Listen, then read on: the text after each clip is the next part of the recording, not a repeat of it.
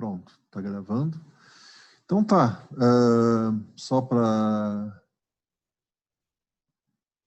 confirmar de novo, então tem pouca gente, aparentemente deu problema no Moodle, tem pessoas com dificuldade de entrar. Eu vou gravar então a sessão do Zoom e, como sempre, vou deixar postado na nossa página do Moodle. E aí o pessoal, quando entrar, né, e tiver alguma dúvida, manda e-mail. Né? A agenda já está colocada até a semana que vem. Então, vamos lá. É uma pena que tem pouco público hoje, o assunto é bem interessante. Né? A gente vai começar a trabalhar com máquinas de Carnot. A gente já definiu mais ou menos os ciclos. Os ciclos têm suas vantagens, que ele tem início e o fim são iguais, então a variação num ciclo, a gente consegue calcular o trabalho, ver todas as energias internas que acabam zerando, né, a variação, porque ele está no mesmo ponto do início ao fim. Mas vamos lá então. Vou clicar aqui. Então, primeiro uma revisão básica, né, do que nós já vimos de máquinas térmicas. Então, basicamente, o padrão natural, eu tenho uma fonte a uma temperatura alta e uma fonte a uma temperatura baixa, que a gente chama, são reservatórios. Então, o reservatório tem esse nome porque ele permite tirar calor da fonte quente sem que baixe a temperatura e jogar calor na fonte fria sem que aumente a temperatura do reservatório. Isso tem esse nome de reservatório. E a máquina padrão é isso, tira calor da fonte quente, realiza trabalho, né, e joga o excesso de calor na fonte fria. Então, isso a gente já viu, já vimos alguns exemplos desse tipo de máquina. Vimos o ciclo reverso, né, ou seja, um sistema onde eu tiro o calor do reservatório frio e jogo o calor para o reservatório quente. Né?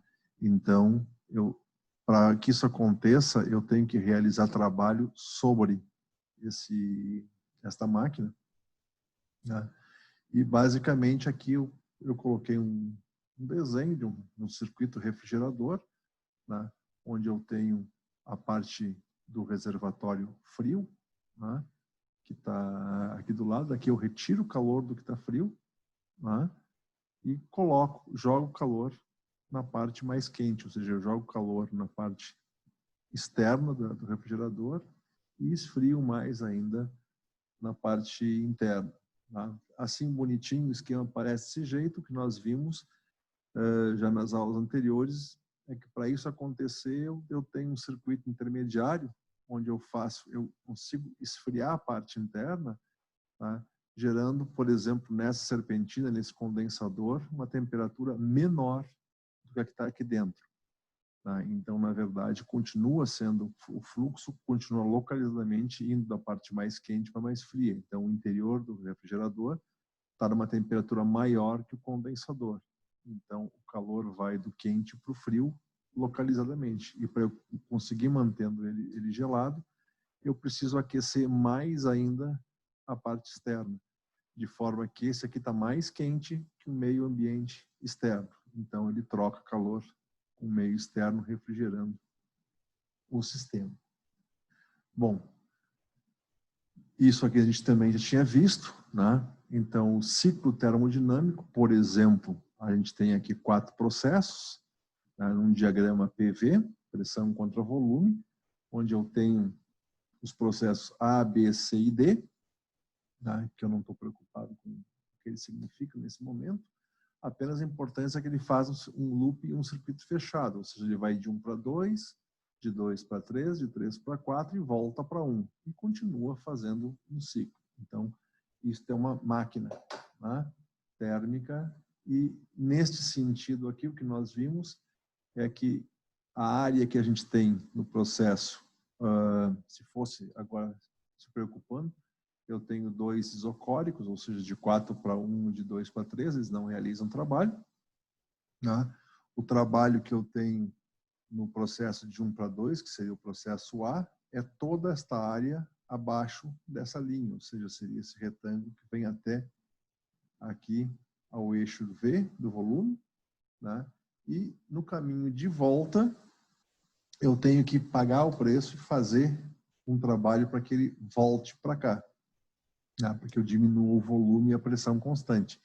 Então, eu realizo este trabalho abaixo desse eixo. O que nós vimos, então, é que a área que está contida dentro do ciclo é o trabalho útil realizado.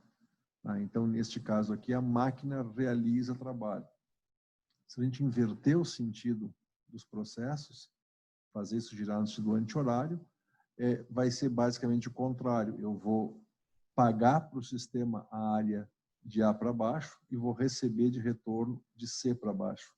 Então, nesse caso, eu tenho que realizar trabalho sobre o sistema. Então, no sentido horário, como está aqui, é uma máquina térmica, uma máquina de potência, e no sentido inverso, no anti-horário, eu teria um circuito de refrigeração, uma bomba de calor, né, que está girando no sentido contrário. Bom, bem rapidamente o que nós vimos a respeito dos processos, né, que aí nós chamamos de ABC. Então, nós temos o adiabático, né, basicamente é um processo isolado que não tem troca de calor, né? Ou seja, então a variação da energia interna é igual ao trabalho recebido ou ao trabalho realizado. No processo isotérmico, eu não pintei o isobárico aqui. No processo isotérmico, tá, eu tenho que a temperatura do sistema é constante. No isobárico, o que eu tenho é que a pressão é constante. E o isocórico, foi até a pegadinha que eu botei no teste de vocês, né? Ele também é chamado de isovolumétrico, ou seja, neste processo aqui não há realização de trabalho no sistema, né? Ou seja, toda variação de energia interna tem a ver com o calor que é trocado com este meio. Bom, ainda na revisão do sistema, apenas comparando um processo isotérmico com um processo adiabático. Então, aqui a temperatura não muda, aqui ele não troca energia, né, no sistema. E, basicamente, o que tem aqui acontecendo aqui é o seguinte: por exemplo, num processo onde eu tenho aqui, por exemplo, poderia ser um adiabático, né, o que vai acontecer é que eu saio de uma região com uma pressão baixa, uma pressão alta e com um volume baixo, né, um sistema aparentemente comprimido, né, faço uma expansão desse sistema, porque o volume está aumentando, né, e ao mesmo tempo eu estou diminuindo a pressão, ou seja, eu libero a pressão. Isso, nesse sentido aqui, vai gerar uma diminuição da temperatura e eu saio de uma isoterma 1 para uma isoterma 2. A temperatura T1 é maior que a T2. Lembrando sempre que nós temos o PV igual a nRT, né? Então, se a pressão está diminuindo para o volume aumentar, dependendo como isso ocorre, se for de forma isotérmica, a temperatura não muda, né? Então, eu tenho simplesmente a relação direta de pressão e volume, que não é o caso aqui. E como nós colocamos, a área abaixo da curva sempre é o trabalho que está sendo realizado ou exigido pelo sistema. Bom, como nós vimos antes, as máquinas térmicas trabalham em ciclos. Então, se vocês quiserem perguntar alguma coisa, terminou a revisão para a aula de hoje, né? Então, eu vou voltar agora, vou começar a falar dos ciclos que as máquinas térmicas têm. Então, basicamente, a máquina térmica ela trabalha em ciclo, tá? E nós vamos ver que isso é uma coisa de bastante tempo atrás, tá? Então, por exemplo, a máquina de Papin, o Papin, então, basicamente, ele viveu de 1647 a 1712. E ele fez este projeto teórico, né? Bem mais tarde que surgiram as máquinas reais, mas ele já fez esse processo de máquina térmica, basicamente colocando o que eles tinham disponível na época, ou seja, eu dou calor para o sistema, ele expande. Eu retiro o calor, resfrio o sistema e ele contrai. Tá? Então, o que o Papin mais ou menos estava tentando definir era isso, era se eu tenho um processo de fazer com que o meu sistema, nesse caso um pistão aqui, tá, possa se mover sendo expandido e comprimido apenas em relação de troca de temperaturas, eu tenho condição de realizar trabalho. Tá? Então, a ideia básica dele foi essa, ou seja, eu tenho que ter uma fonte quente, uma fonte fria. A fonte quente é da onde eu vou tirar o calor para realizar esse trabalho, que nós estamos chamando de o calor de QH, da fonte quente, tá? E que é hot, no caso, e para onde a máquina rejeita o calor, QC, eu estou mantendo as siglas que eu usei desde o início, ela vai jogar o excesso para a fonte fria, que a gente está dizendo que o calor que ela tem que rejeitar no sistema, que seria nesse momento que está sendo refrigerado, né, ela seria uma quantidade QC, Q-cold. Né? Então, este é o ciclo, no caso, que já o Papin, que é o de registro, que se tem a primeira fonte teórica para isso. E o bacana é que já, quando ele morreu, né, o Papin morreu em 1712, e em 1712, né, o Thomas Newcomen, ele construiu esta máquina aqui, né? E essa máquina, então, ela é bem interessante porque ela trabalha com os princípios bem primitivos, ou seja, um sistema pendular, né? Que vem até hoje muito parecido com o sistema de perfuração de petróleo, né? Mas ele basicamente usava, vocês podem ver aqui, eu tenho correntes no sistema, então o que ele usava basicamente, um conjunto de pesos, né? Ele fazia então com que o sistema fosse bombeado por diferença de pressão e pela própria gravidade. Então esta máquina aqui é, né, basicamente a primeira máquina a vapor, né, no caso que foi construída, ela funciona da seguinte maneira, ou seja, basicamente eu tenho uma fonte de calor, essa fonte de calor serve para fazer a expansão desse meu pistão, né? E esse meu pistão, como está mostrando aqui, usa uma bomba tipo carneiro, né? Uma bomba que vai fazer o recalque de água para cá. E o resto do sistema vem, né? Ele tem até um sistema bem interessante, onde uma parte da água que sobra, ela vai ser utilizada para refrigerar o vapor que expandiu aqui, e esse vapor volta para a caldeira. Tá? Então é um sisteminha bem interessante, né? E a função original desse sistema térmico aqui era para drenar as minas de carvão, no caso da Inglaterra. O problema é que era um sistema bastante primitivo, ou seja, eles tinham que queimar bastante madeira para conseguir, bastante carvão para conseguir fazer com que o sistema fosse operacional. Né? Eu não sei qual era a eficiência da máquina, mas desde então o pessoal começou a se preocupar se tem como aumentar a eficiência de uma máquina dessas. Tá? Bom, de 1712 para 1770 foi quando realmente se começou a trabalhar com as máquinas térmicas, já com um processo bastante mais evoluído, né? Que era o princípio que depois fez a tração das locomotivas. Então, o processo locomotiva, navio a vapor, né, todo esse material, né, inclusive até o nome dos antigos navios comerciais de carga, né, o pessoal usava, vou pegar um vapor. Né? Vapor era o nome do navio que fazia. Nem era Maria Fumaça mesmo isso. O processo básico era exatamente o que está colocado aqui, ou seja, já existia um sistema de válvula de admissão e válvula de exaustão. Né? Esse sistema, então, aqui estava entrando, no vermelhinho está entrando, no caso, o ar quente, e a válvula simplesmente que estava no sistema, no caso da roda, era um sistema, então, que gerava um comando de alimentação e exaustão, né? E eu tinha aqui um pistão, né, que era comandado, então, e essa tração era dada pela pressão. Eu tinha um reservatório de água aqui dentro, era literalmente uma fornalha, né? O maquinista também era chamado de foguista, ele tinha que tacar ali carvão. E esse material todo atrás aqui, da máquina, da locomotiva, né, era depósito de carvão. O cara tirava o carvão daqui, queimava na fornalha e ia embora.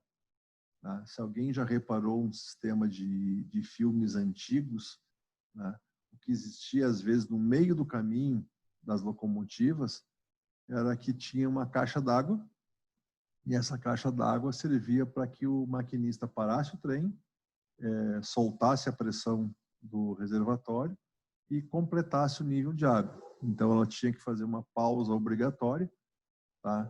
Na verdade era para encher o reservatório de água, para que era o combustível basicamente, né, para fazer com que os pistões funcionassem. A ideia básica desse processo foi que a máquina térmica fez o padrão que a gente sempre faz da modernidade, ou seja, muita gente perdeu o emprego, né? Teve gente que se rebelou, mas em compensação as coisas ficaram muito mais fáceis, né? Isso significou o fim de uma era, começou a Revolução Industrial, a Idade Média simplesmente foi decretada impossível de se realizar, porque as pessoas podiam se fixar agora numa região e fazer transportes de cargas e materiais sem ter. Então, as cidades começaram a criar um pouco mais de corpo, não apenas para um sistema de conjunto de defesa e produção, mas com um sistema mais, digamos assim, de núcleo familiar, núcleo fabril. Né? Se começou a trabalhar, então, num sistema um pouco mais como é hoje em dia. Bom, nós falamos em rendimento. Nessa época, o pessoal achava, né, que certamente eles poderiam pegar e fazer com que nada de eficiência fosse colocada. Então, se o pessoal pegasse, ou seja, nós já definimos que o rendimento, né, de uma máquina térmica, ela vai ser igual ao trabalho que eu consigo retirar da máquina, ou seja, o trabalho que ela realiza, e dividido pelo preço que eu pago. O preço que eu pago é o calor que eu retiro da fonte quente. Né? Então, nesta época, o pessoal achava que poderia ter eficiência de 100%, desde que eles conseguissem aproveitar todo o calor, né, que eles tiravam do reservatório quente, né, no caso da pressão do vapor, e transformassem tudo isso em trabalho. Né? Foi um bom bocado depois que se começou a verificar que um ciclo térmico tem que ter uma fonte quente e uma fonte fria, e eu sou obrigado, por conservação de energia, a ter este processo aqui. Ou seja, eu preciso jogar parte do meu calor para a fonte fria para que eu tenha uma dinâmica nesse processo. Tá? Então, este é mais ou menos o processo, mas no início, quando se trabalhava com isso aqui, não se tinha ainda as leis da termodinâmica. Esse processo que está aqui é a primeira lei da termodinâmica. Nós estamos vendo que o trabalho é igual a diferença de calor entre as duas fontes, uma máquina térmica. Né? E isto aqui, então, não existia ainda essa definição. Vocês vão ver hoje que, na verdade, a segunda lei da termodinâmica surgiu antes da primeira. Então, elas têm esse nome: primeira, segunda, terceira lei da termodinâmica, não pela ordem de chegada, mas basicamente pela prioridade de aplicação delas.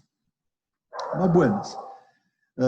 Não existia, 1770, não existia um conceito muito claro de energia, né? E isto aqui é 100% conservação de energia, primeira lei da termodinâmica. Né? E a gente vai, então, para este funcionamento, voltando para esta parte de eficiência normal. É quanto eu ganho dividido pelo que eu tenho que pagar por isso. Tá? Ou seja, o trabalho sobre o calor removido da fonte quente O trabalho, então, usando a primeira lei da termodinâmica, vai ser, então, o calor que eu tiro da fonte quente, menos o calor que eu tenho que jogar fora na fonte fria, dividido pelo calor da fonte quente, né? Ou seja, fazendo essa divisão total, eu vou ter QH por QH menos QC por QH. Ou seja, a eficiência vai ser 1 menos o calor que eu jogo na fonte fria, dividido pelo calor que eu jogo na fonte quente, né? Então, basicamente, quanto mais calor eu consigo tirar da fonte quente, quanto menos calor eu jogo na fonte fria, maior é a eficiência do meu sistema.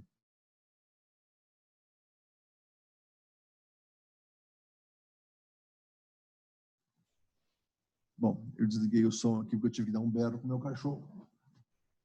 Mas voltando, tá? Então, isso é o que nós temos em termos de rendimento, tá? Mas ainda nos interessa saber qual é o rendimento máximo que eu consigo tirar de um sistema desse tipo aqui. Então, gente, no início do século XIX, surgiu o Nicolas Sadi Carnot. Tá? O Carnot, esse aqui é o livro dele, tá? Que ele colocou a reflexão das máquinas motrizes, né? Neste trabalho dele aqui, nesse livro, ele define algumas coisas interessantes. Como, por exemplo, ele diz que eu preciso ter uma fonte fria e uma fonte quente. Eu não consigo fazer a ideia que todo mundo trabalhava, quer dizer, eu vou remover todo o calor da fonte quente e vou transformar 100% em trabalho, que o pessoal tentava alcançar, né?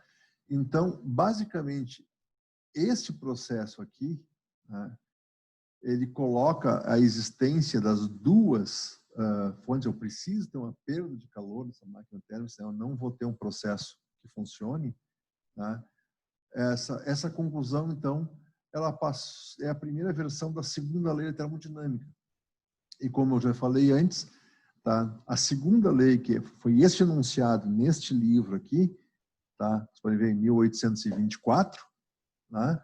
Que foi colocado pela primeira vez a existência da segunda lei da termodinâmica, mas ainda não existia a primeira lei, né? Ou seja, ele trabalhava com as quantidades de calor que eu tiro da fonte quente que eu jogo na fonte fria, mas ele não tinha ainda muita ideia de todo o processo energético, energia interna, entalpia, entropia, essas coisas não existiam nesse momento da história da ciência ainda, né? Explicando, então, o ciclo que o Carnot idealizou, né, que depois se comprova que ele é o melhor de todos os ciclos, né, é o que eu vou tentar explicar para vocês aqui, né, simplesmente na conversa. Então, nós temos aqui, este é o que é o ciclo de Carnot, ou seja, ele é composto por dois processos adiabáticos, né, uma compressão e uma expansão, e ele é composto por dois processos isotérmicos, tá? Também uma expansão e uma compressão. Tá? Aqui do lado está representado um diagrama PV, exatamente os mesmos ciclos, tá? E o caminho que se percorre para chegar nesse ciclo. Bom, trabalhando desse lado aqui, tá? Eu primeiro tenho um sistema isolado do mundo exterior, ou seja, eu faço uma máquina em que eu não tenha contato com o mundo externo, eu me permita que eu faça isso, um sistema isolado, né?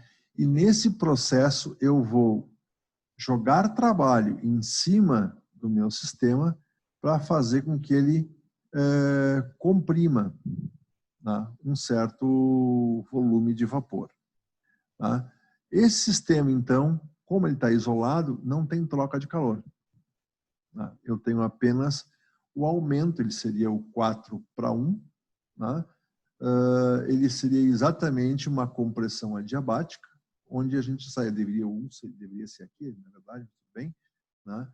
Eu tô dando trabalho para o sistema para que ele faça esta compressão. Não existe troca de calor nesse processo.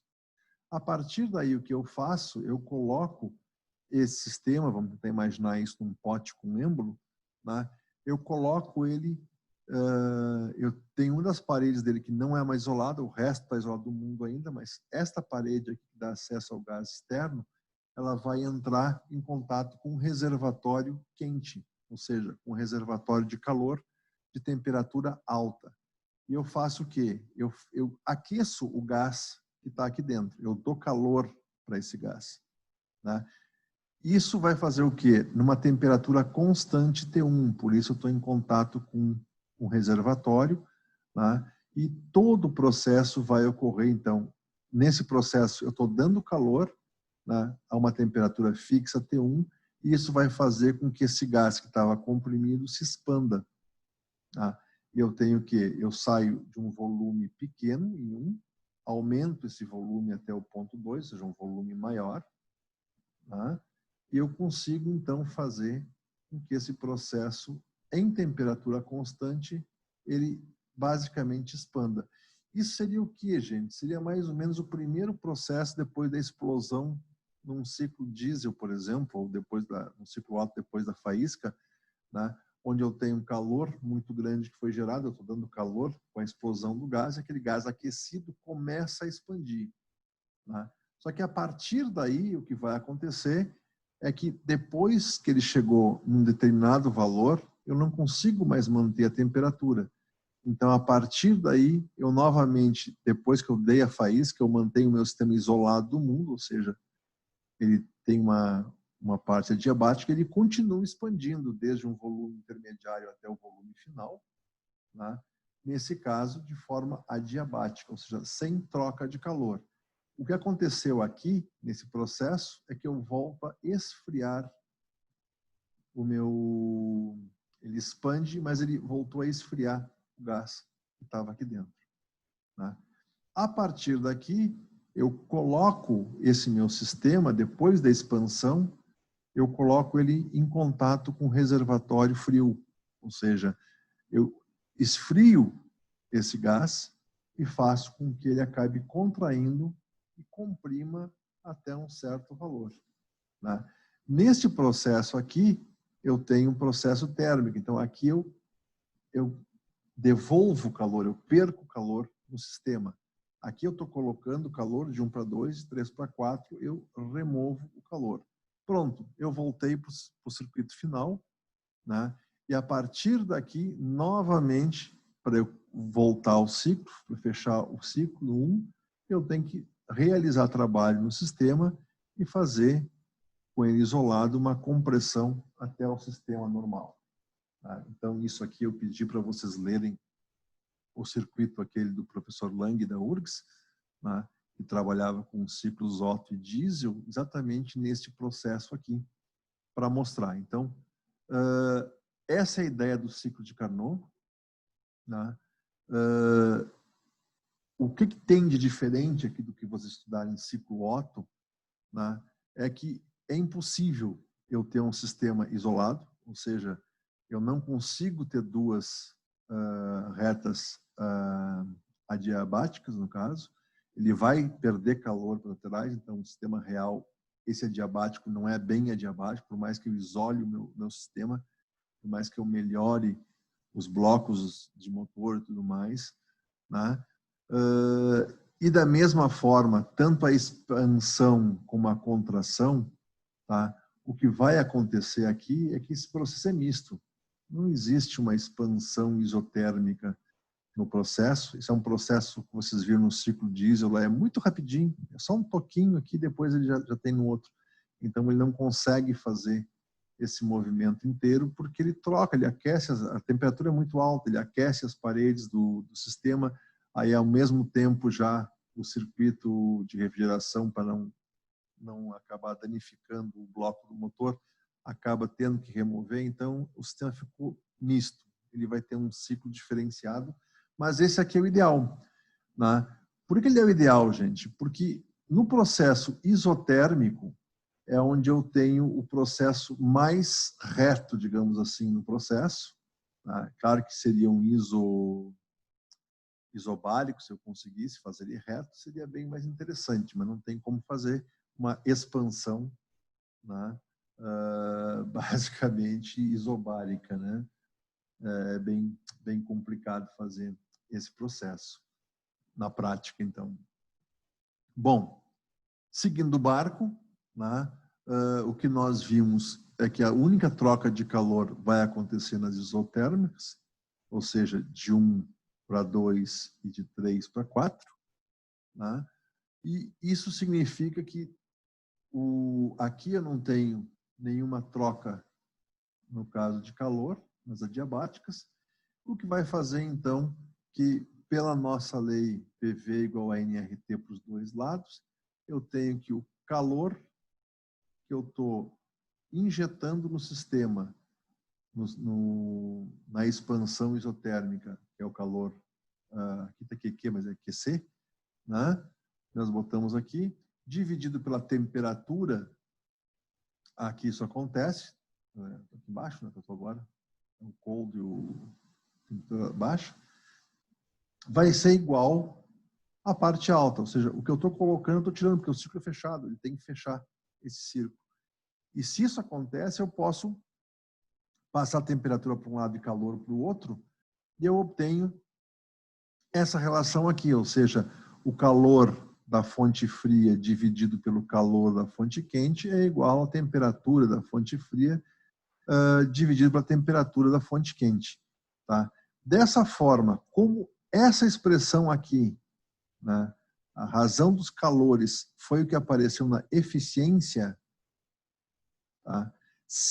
Isso aqui vale sempre, tá, gente? Trabalho pelo calor da fonte quente, né, o que eu ganho pelo que eu pago. Isso é exatamente igual a isto aqui. Então, eu cheguei nesta relação aqui, tudo em laranja, só com conservação de energia. Isso aqui funciona. Este azulzinho que eu botei aqui do lado só vale para o ciclo de Carnot. Tá? Ou seja, porque esta igualdade aqui só vale para o ciclo de Carnot, onde eu não tenho nenhuma perda nos circuitos intermediários. Dessa forma, eu tenho que a eficiência da minha máquina térmica, do meu sistema, vai ser 1 menos a temperatura da fonte fria dividido pela temperatura da fonte alta. Se a temperatura da fonte fria tende a 0 e a temperatura da fonte alta tende ao infinito, TC sobre TH, ou seja, muito baixa e muito alta, né? Esse número é pequeno. Quanto menor for esse número, mais perto de 1 vai ser, ou seja, mais perto de 100% eu vou ter no processo. Lembrando uma coisa importante, não dá para a gente fazer água com gelo e dizer que eu tenho 0 graus e eu zerei a eficiência. Temperatura em Kelvin, tá, gente? É a temperatura do sistema internacional, tá? Tem que ser em Kelvin para a gente resolver, absoluta, senão não funciona. Então tá, nesse momento agora, tá? Conforme a gente combinou, eu vou dar aquela pequena pausa, eu vou continuar por aqui. Tá? Então, após essa pausa dos 10 minutos, eu vou resolver esses exemplos. E se vocês já quiserem ir fazendo esses exemplos nesse meio tempo, né, fiquem à vontade. Eu vou estar aqui com o microfone mudo, né? Mas vou atender vocês, ligo ele na hora que for. Só não vou gravar nesse intervalo para diminuir o tamanho do processo. Ok, gravando de novo. Então, gente, não sei se vocês tentaram fazer, né? Os exercícios são bem simples, né? Os 3 exemplos são sobre máquinas de Carnot. E a ideia, então, é tentar verificar no primeiro caso, tá? Eu digo que é uma máquina de Carnot, eu apenas digo a fonte quente está a 227 graus Celsius, enquanto que a fonte fria, né, vai estar a 27. Qual é o rendimento da máquina? Então, basicamente, a aplicação direta de fórmula. Né? Essa aqui foi retirada de uma questão de vestibular, né? Ou seja, é uma pergunta bem simples, né? E o processo do ENAD, né? E a gente tem, então, que essa resposta é diretamente a aplicação da fórmula, ou seja, eu vou usar a fórmula da eficiência, que é o trabalho pelo calor que eu retiro da fonte quente, e vou aplicar direto na forma, já que a máquina é de Carnot, 1 menos temperatura fria pela temperatura alta. Tá? Lembrando que as temperaturas têm que estar em Kelvin, né? Então eu tenho que somar 273 em cada uma das temperaturas, o que significa que a fonte fria vai ficar a 300 Kelvin e a fonte quente a 500 Kelvin. Fazendo esta conta, a gente chega aqui, a eficiência vai ser 1 menos 300 por 500, ou seja, 1 menos 0,6, que dá 0,4. Ou seja, uma eficiência de 40%.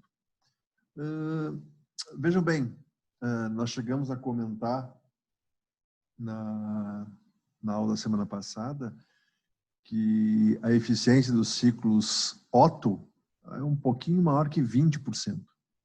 Tá? E a eficiência do ciclo diesel, tá, é um pouco maior, ou seja, chega a 30%, 32% em termos de eficiência. Então, esta máquina aqui está muito bem, obrigada, né? Trabalhando em 40%. Pode parecer pouco, mas é um excelente desempenho para uma máquina térmica, no caso. Bom, indo para a questão 2, tá? Nessa questão eu coloco o quê? Que a máquina está operando segundo o ciclo de Carnot, e agora eu digo que ela recebeu, né, 800 joules de calor da fonte quente. Eu estou dizendo quando foi a quantidade de calor que ela recebeu. Né? Eu também sei que a temperatura da fonte quente está em 500 Kelvin. Tá? Já está lá em Kelvin, então direto aqui. Tá? E aí eu digo, se a temperatura da fonte fria é de 200 Kelvin, né, qual é a quantidade de calor que eu vou dissipar para a fonte fria? Ou seja, quanta energia eu estou jogando fora na fonte fria para que esse sistema, né, funcione. Bom, primeira coisa que eu tenho os valores das temperaturas e eu posso calcular inicialmente a eficiência. Tá? Ninguém está dando eficiência em nenhum momento aqui, mas a fórmula da eficiência vai me relacionar exatamente o trabalho com a quantidade de calor, que é o que eu quero. Então, eu calculo a eficiência, ou seja, 1 menos 200 dividido por 500, tá? Isso vai dar 0,6, ou seja, a eficiência é de 60%. Tá? E isso é igual ao trabalho dividido pela quantidade de calor da fonte quente, que eu sei que é de 800 joules. E o trabalho, eu sei pela primeira lei da termodinâmica, que ele é a quantidade de calor que eu retiro da fonte quente menos o que eu pago, ou seja, que eu jogo fora para a fonte fria. É a diferença de calor retirado para o realmente utilizado. Esse é o trabalho. Então, eu inverto aqui, né? E eu sei, então, que a quantidade de calor da fonte fria, que vai para a fonte fria, vai ser igual ao que eu retiro da quente, menos o trabalho que eu realizei. Né? Ou seja, o que eu jogo fora é tudo que eu peguei menos o que eu usei para trabalho. Ou seja, 800 joules, que foi o que eu tirei da fonte quente, menos os 480 que eu calculei aqui, né, de qual foi o trabalho realizado. Né? Então, sabendo a forma de trabalho que eu usei aqui, eu chego a 320 joules de resultado. Então, praticamente, né, metade do total eu joguei fora. E apesar de parecer muito, é pouco. Né? Essa é uma máquina extremamente eficiente, com 60% de eficiência para uma máquina térmica. Tá? Ou seja, o calor jogado fora, 320 joules. Essa é a resposta da questão 2. E para a questão 3, eu ainda tenho o sistema de Carnot, né? E nesse caso, eu digo que o rendimento dele é de 60%. Então, se a temperatura da fonte fria é de 100 Kelvin, que temperatura, ou seja, eu tenho reservatório a 100 Kelvin para jogar fora o calor,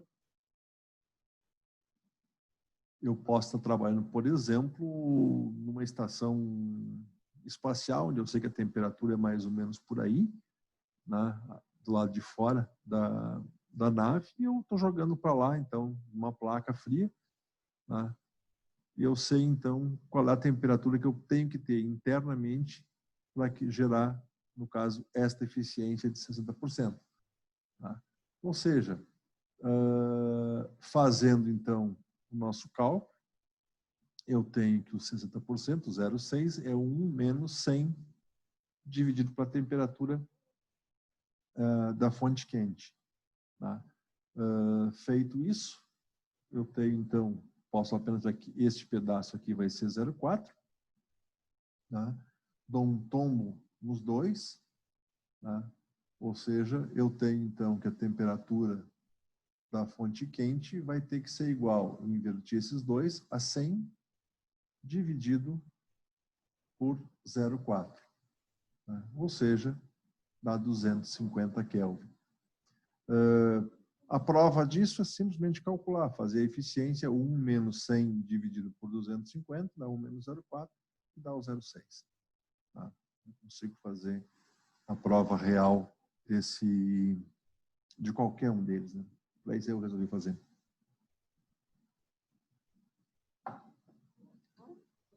Buenas.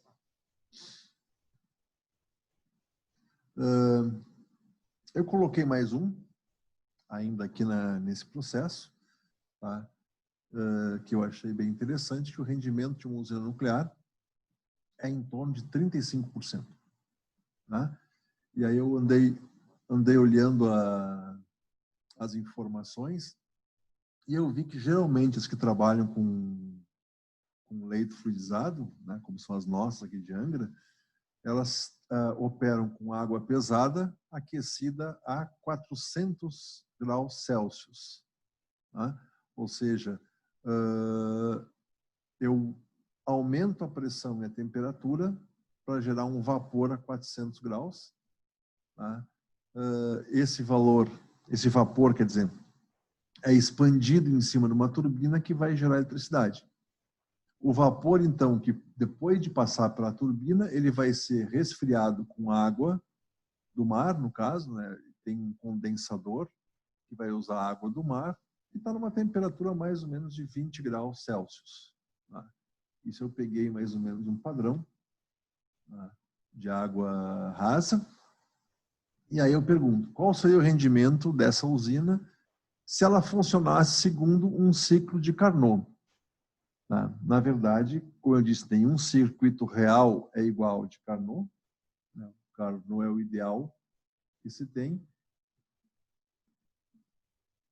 E as usinas térmicas são, digamos assim, nucleares, né?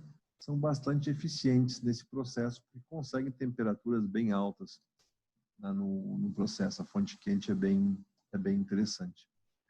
Então, o que tem que se fazer é pegar as temperaturas de 420 graus, somar 273 para passar para Kelvin, e eu fico com 673 dividido por 293, é o contrário. Tá? Ou seja, a eficiência, então, pela fórmula, vai ser 1 menos a temperatura fria, 293, dividido por temperatura alta, 673, que vai dar 0,435 ou 43,5% de eficiência. Né? Ou seja, a diferença não dá nem 10% entre o que a usina real produz e o que a idealizada por Carnot conseguiria provar. Bom, para encerrar essa parte de Carnot, tá, a gente tem que fazer também o circuito contrário. Ou seja, nós temos o refrigerador, né, a máquina térmica e o circuito ao contrário ao refrigerador. Ou seja, a diferença é simplesmente o sentido que eu estou girando as setas. Agora estou no anti-horário. Tá? Dessa forma aqui eu tenho um sistema mais ou menos, tudo que eu estou fazendo, tá, é jogar calor na fonte quente e remover da fonte fria. Tá?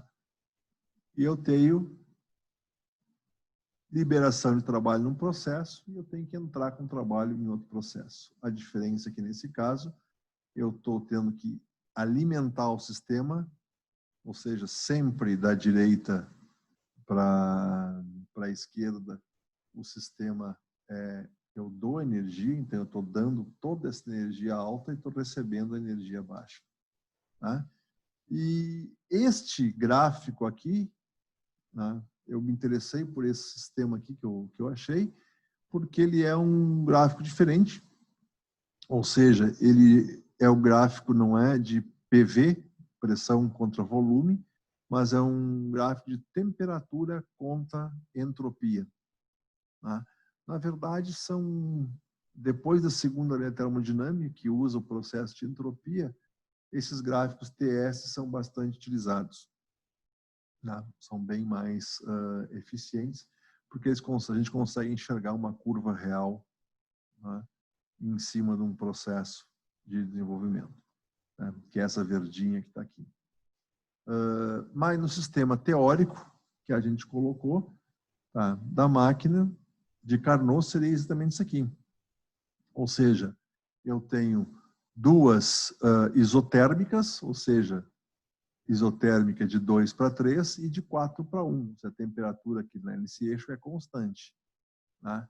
E nesta parte aqui, eu tenho simplesmente uma transformação isentrópica, tá? Que é a mesma coisa que a diabática. Tá? Mas como aqui eu estou na entropia, por que a isentrópica é a mesma coisa que a diabática? Tá? Porque nós vimos que a diabática eu não tenho troca no caso de calor. Se eu não tenho troca de calor, tá, toda energia envolvida, variação de energia interna, tem a ver com o trabalho realizado. O que nós definimos na semana passada, na segunda lei da termodinâmica, é que seria um sistema perfeitamente reversível.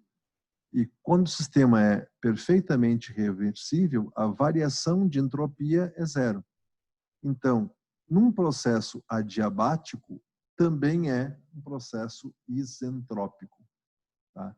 Mas eu não posso chamar de adiabático, até poderia, né? Mas eu não posso chamar de adiabático nesse caso, porque eu estou mexendo na entropia. Então, é iso a mesma entropia. Tá? Mas é adiabático. Então, de 1 para 2 é adiabático, de 3 para 4 é adiabático. De 4 para 1 e de 2 para 3 são isotérmicos. Tá? Então, isso aqui é um ciclo de Carnot de refrigeração, né, ou de bomba térmica que a gente tem no sistema. Então, se eu mudar o sistema, eu vou usar o mesmo processo que nós utilizamos na aula da semana passada, que eu defini a eficiência para máquinas térmicas, né, que era aquela velha história, é o trabalho que eu recebo em troca do que eu pago, que é o calor que eu tiro da fonte quente. Isso é para a máquina térmica.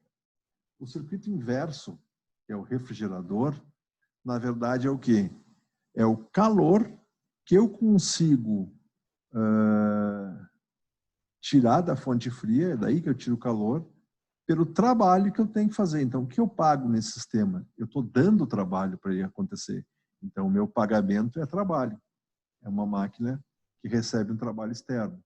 Tá? E o resultado é quanto calor eu jogo na fonte, eu tiro da fonte fria, no caso. Tá? Então, eu uso energia externa para tirar calor do que já está mais frio. Tá? Fazendo esta conta, usando a primeira lei da termodinâmica aqui também, eu tenho que este sistema, se for Carnot, né, os calores viram temperatura, a gente já mostrou isso antes, né, eu vou ter, então, que esse coeficiente de desempenho de refrigeração, ele vai ser a temperatura fria dividido pela diferença de temperatura. Tá? Ele praticamente inverteu o que estava em cima para baixo no processo e trocou o que era quente por frio. Tá? Mas essa é a eficiência de um refrigerador de Carnot. Bom, aqui, gente, é um material, então, que eu peguei pronto. Né? Então, em vez de botar o epsilon, que é o nosso, né? A gente vai para a eficiência máxima e está definida como sendo um ciclo de Carnot. Tá? Ou seja, para uma máquina de potência, tá? Eu tenho que, o que para nós definimos como sendo epsilon, aqui tem um eta, tá?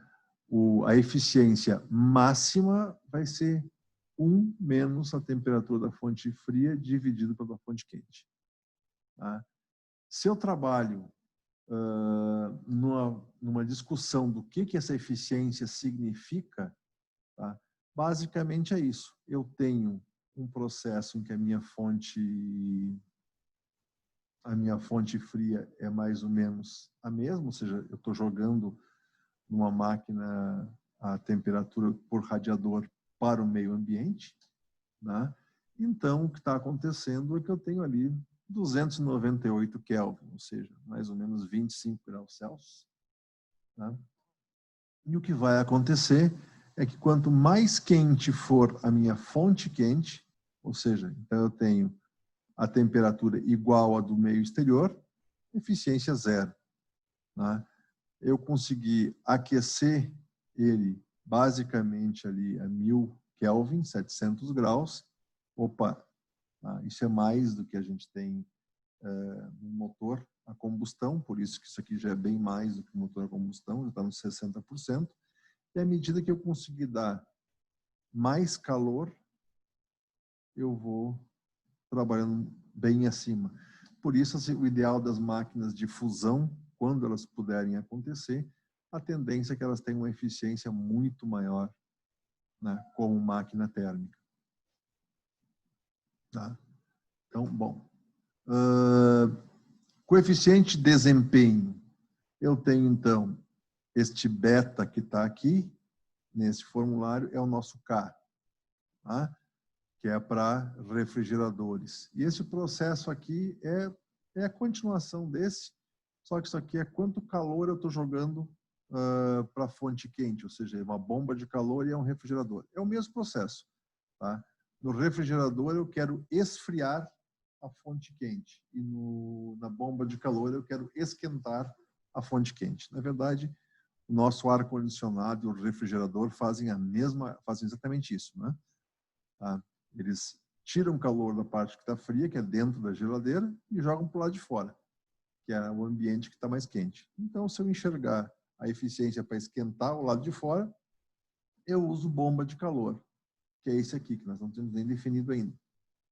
E se eu usar para esfriar a parte de dentro, que é o refrigerador ou o ar-condicionado, nós temos aqui o beta, que para nós é o K, tá?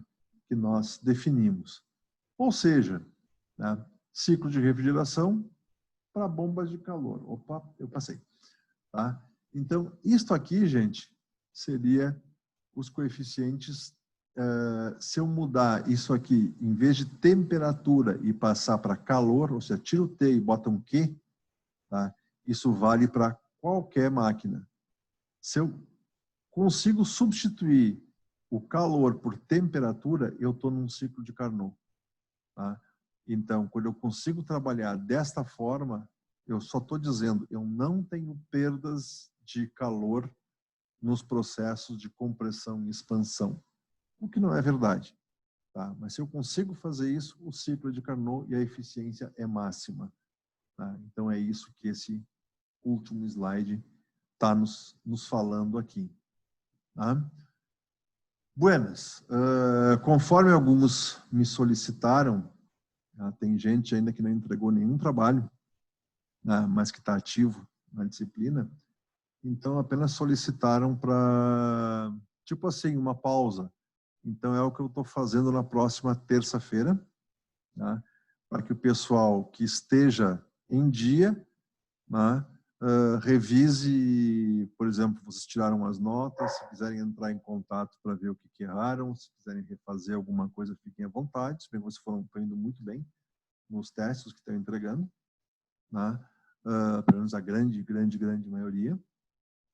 E aqueles que ainda não fizeram algum trabalho, usem, então, a terça que vem, em vez de ter mais um trabalho para não fazer, botem os trabalhos em dia. Voltando, gente, você tem até o dia 30 de novembro, nós vamos chegar na semana que vem, dia 10, tá? Vai faltar só 20 dias para o prazo final. Depois do dia 30, eu não aceito mais nenhum trabalho, tá? Então, o pessoal está indo bem, os exercícios estão sendo bem fáceis, né? Então, tentem fazer, coloquem em dia esse sistema, para isso vocês estão tendo esta chance, essa avaliação. O exercício que vai ser a última avaliação nossa, da minha parte, tá? Que vai ser o exercício 6, ele vai acontecer no dia 17, né? Uma semana depois, e aí não tem mais, né? Aí acabaram as avaliações, a todo tempo vocês terminarem os trabalhos, tá? Então, basicamente, era isso, né? A minha proposta agora é que vocês, não vou nem tirar a apresentação por enquanto, se vocês quiserem tirar alguma dúvida, alguma coisa, vamos falar. Vamos aproveitar isso aqui, só vou